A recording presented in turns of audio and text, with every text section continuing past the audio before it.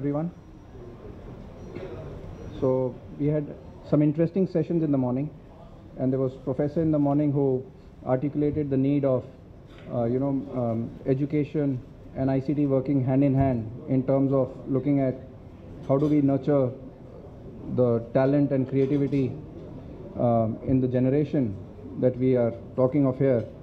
What actually we wanted to focus on, and we saw this as a good platform to come and look at, was primarily from the perspective of how cybercrime is becoming predominant into the entire the internet space, as we call, or the World Wide Web, as we all know of it. And what is it that we need to do? And there are some statistics from some research that we have done in India over the last 4 years, and we'll just go through that. So from an internet landscape perspective, you're all familiar with most part of it, but the important part to look at is the point number 2, which says 50% of our population is actually born in this millennium itself. So that means that is 50% of India's population is less than 13 years of age. And when we talk about ICT, the important thing to remember here is that some of these folks, kids who will grow up and go to schools and colleges, may not even use computer as a primary device, because we are already seeing the entire technology space being changed, the platforms and the operating system, and all the dynamics are changing. So that's an important point to look at. The slide here talks about what are Indians actually spending their time on when they are on these machines. Again, some of you would have already seen these data points. So it's just a reiteration that look at the number of hours that are being contributed here. I mean, from a browsing perspective, on a weekly basis, close to about 13 hours are spent just on browsing alone by 90% of the India's internet population that we talked about. This is again part of a survey that we did last July. So we covered about 13,000 people in India across top 8 cities. And it came up that on an average, an Indian owns about 2.8 devices today. So what this means is that the access to internet is no longer limited through a PC. So there are 2.8 devices that an individual holds, which provides them this access. A very interesting question we asked the community, again 13,000 people that we spoke to, that that if there was a monetary sum that you need to attach in exchange of an internet access for just 1 day. So more than half of people, so that's about 7,000 people that we spoke to, said they're willing to pay close to about 10,000 rupees just to get 1 day of internet access. I mean, that's how dependent individuals are in terms of looking at getting access to internet alone. The number even becomes bigger as you talk to the younger generation. So if we talk to people who are in schools, so we filtered the data and looked at people who are less than 18 years of age, they are willing to pay as much as 14,000 rupees just to get 1 day of access to an internet. So it's habitual and it's a must that we have. So what happens here is that as more and more people are now connected and living in this virtual world, obviously the crime has moved. So we have known from a security perspective virus attacks, which have been predominantly there in the past. So cybercrime has moved, and it has moved to newer platforms as well. So next few slides that I will go through share some India-specific data. Some of it will be an eye-opener for you, and that's where Norton comes in from the perspective of trying to educate the forum here that as we go out, each one of us is vulnerable. The kids are even more vulnerable.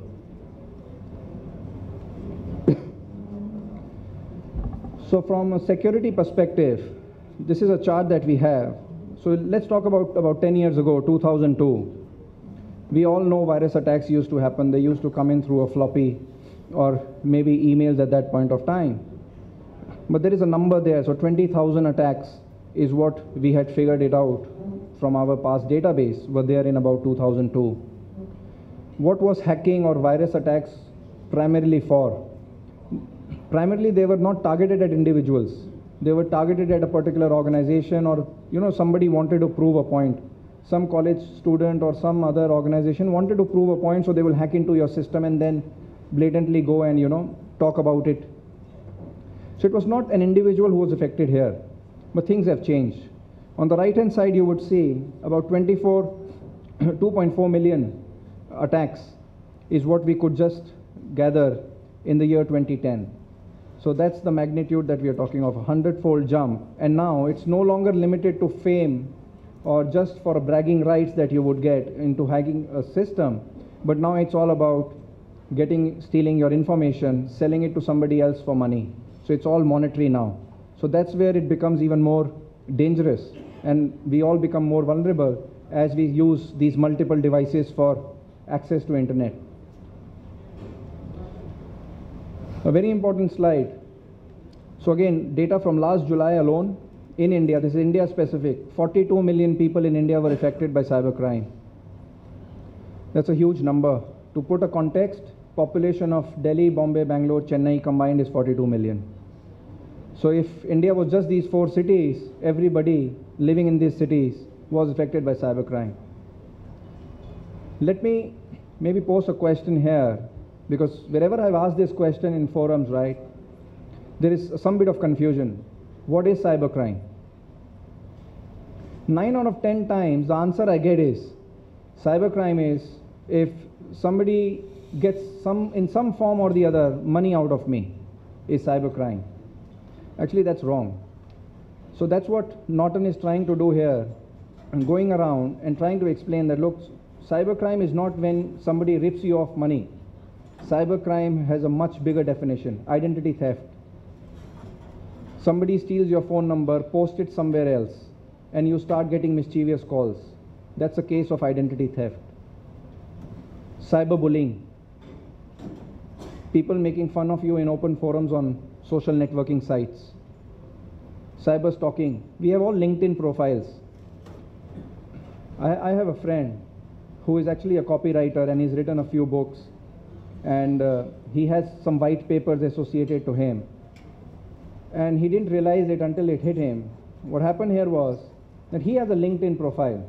So like most of us here would have a LinkedIn profile. So on the right hand side, if you log into your LinkedIn profile, it says, your profile was visited by 6 people in last 10 days and things like that. So he only realized it after the fact that there was this one person who was continuously coming and looking at his profile after every 2 days or 3 days. Apparently, after a 6-month period, he realized somebody was picking up that information and some of the public information he was putting up, copying it, and somebody launched a book out of it after compiling his study. So it's a copyright issue, and somebody stole his intellectual property. So that was a case of cyber stalking. So that's very important to understand.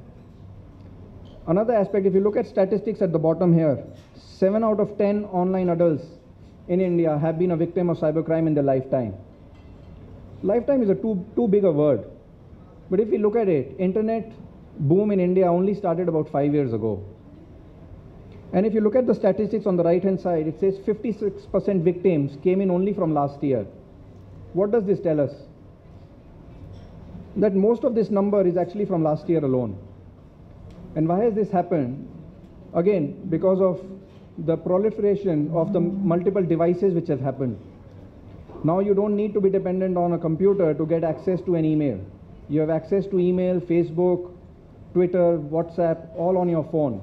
And the chances of losing a phone over a laptop, we all know what are the odds. And the threat of losing data from these devices is also quite evident to all of us. To put a figure, so Norton put a figure to it. So again, we went into an in-depth research here, and it came out. In India alone, last year, $8 billion were lost alone from cybercrime. And let me put a context here again. This is not money lost because of some online credit card banking fraud or anything. This is a direct cost that each one of us, if we average it out, as people or victims of cybercrime would have paid. So this will include if somebody stole my notebook and then the data from there were lost or misused, and I had to go and buy a new notebook. So that's a cost to me as an individual. So that's all it includes. If there was a virus attack and somebody brought down my machine and I had to call in a system engineer, get a new hard drive, put in a new operating system and get everything back in, and he charged me 5,000 rupees for all that. So that was a cost to me.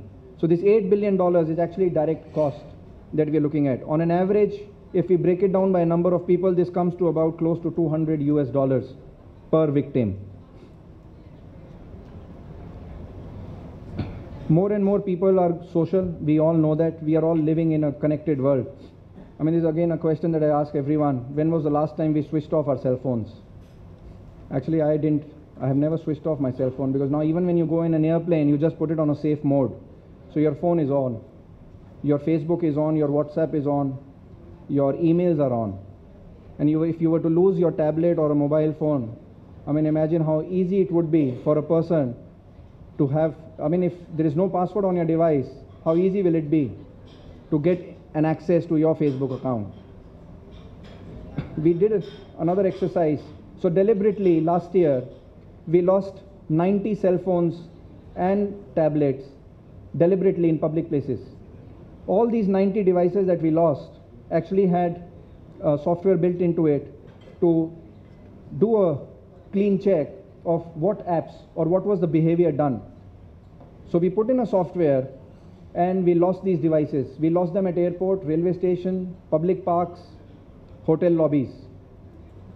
Surprisingly, we got 90% of these devices back. So people called up and said, I found your phone, come and collect it.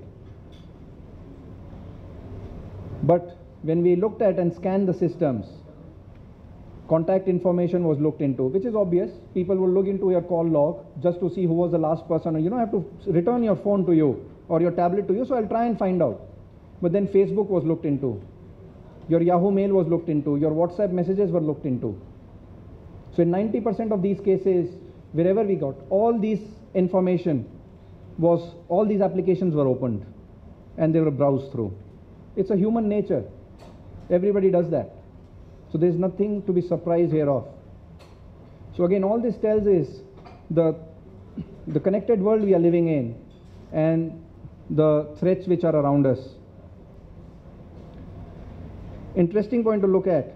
1 out of 5 people don't even log out of their sessions, whether it's an email session or a Facebook session. So people ask me, as a security expert, right, what do you suggest? Which product do I buy? I said product is separate. And that's again here. I'm not here to sell my products. The objective here is to create awareness. We as human beings, the biggest gap that we have seen at Norton after all these years of experience in survey and talking to consumers, the biggest issue we believe is that as individuals, we have not been able to differentiate and put a control on our virtual worlds, just like what we did in our real worlds. So that's the problem. We lock our doors every night when we go off to sleep, but we don't log out of our sessions in Facebook. So so you understand the correlation I'm trying to build here. So that is what, so through the initiatives that I'll touch upon later, Norton is wanting to reach out to the school community, the educators, and trying to work closely with them in trying to inculcate safe internet habits. And have a scenario where we could say that, you know, there is the www is web without worries. And it only starts with all of us. Yes, there are sophisticated cyber criminals who will still attack you, but then there are products like and companies like Norton who will come and help you. But before we get there, we need to understand the responsibility that each one of us, just like we lock the doors of our house, we need to make sure that we log out of our sessions. Frenemies. Again, this goes back to the point I just mentioned. If I was in a shopping mall and if I see you on an escalator and I tap your shoulder and I say, hi, do you want to be friends with me? What reaction would I get from you? Probably a long stare, and you will turn around and walk away. Right? But what happens when you are on LinkedIn and Facebook? You just accept. You find it interesting, Maybe. So, and how difficult is it for me to create a fake profile of saying that I am an HR consultant of a multinational brand, Fortune 500 company, and then I send out. So that's phishing, right? At a very basic level. And then there are people accepting it. Yes, this could be interesting. An HR director or a talent manager wanting to be friends with me, right? So 37% people that we interviewed have accepted friends' requests from people they have never known. 3 out of 10 have received posts or messages that they actually suspect are not from their friends. Again, now since that we are connected and we cannot live without the social network that we have now gotten ourselves into, I mean, interesting point to look at. Look at the statistics here. Things have changed, and this will only grow as we talked about. The new generation of this millennium comes up. 28% would end a relationship as a consequence of seeing something they did not like about on a person online. This is actually, it's happening. We may not experience it, we have not seen it, but it's actually happening. There are people who actually have raised hands and put down, when we ask them in a survey, there are about 28% people who said that they will end a relationship if they see something they don't like on online world which is happening. And I'm sure the first statistics, most of us fall for it also. 60% check their social network as soon as they wake up in the morning. Okay, I don't check my social status, but I do check my email. The first thing I do is I open up my email on my BlackBerry to see what happened over the night. 60% admit that upon getting to work, they are actually more likely to check their main social network accounts than even they open up their work emails. Also true.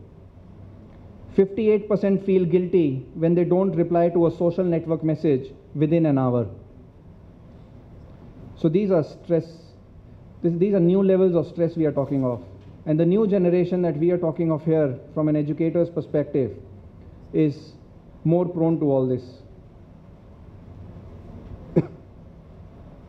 And to give you some examples of threats and how people are using them.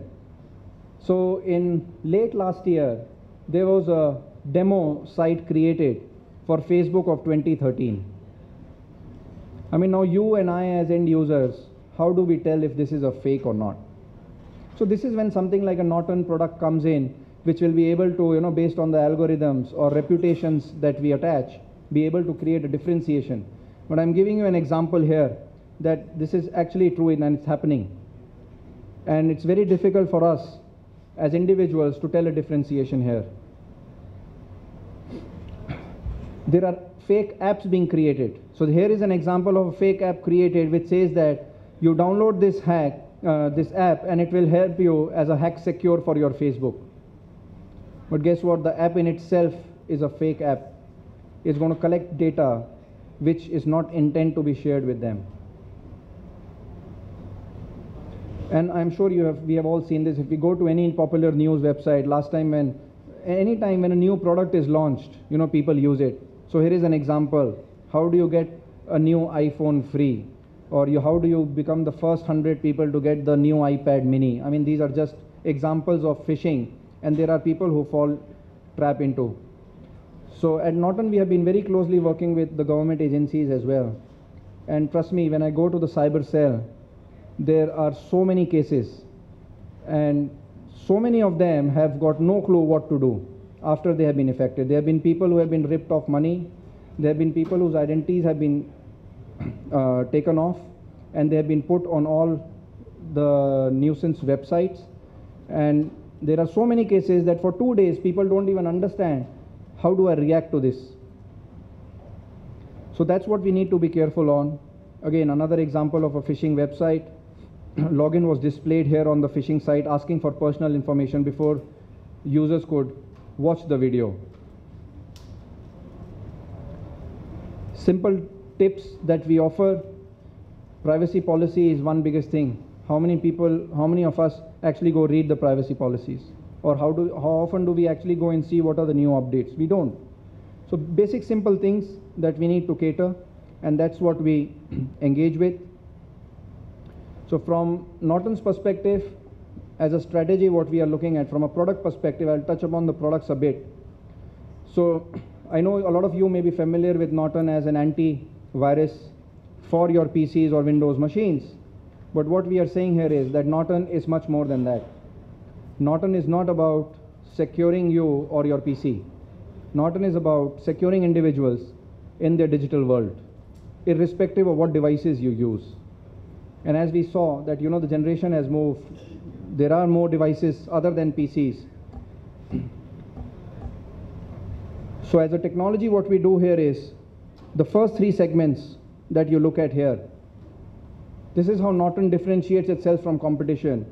We try and block threats even before they enter into your systems. It's always, we all know, once the burglar is inside your house, it's difficult to fight them back. So why not stop them outside your house itself? So that's what Norton does. We try and protect you as individuals out in the network itself, even before the attack is resident on your machine. So that's how we would focus from a product perspective. I talked about devices.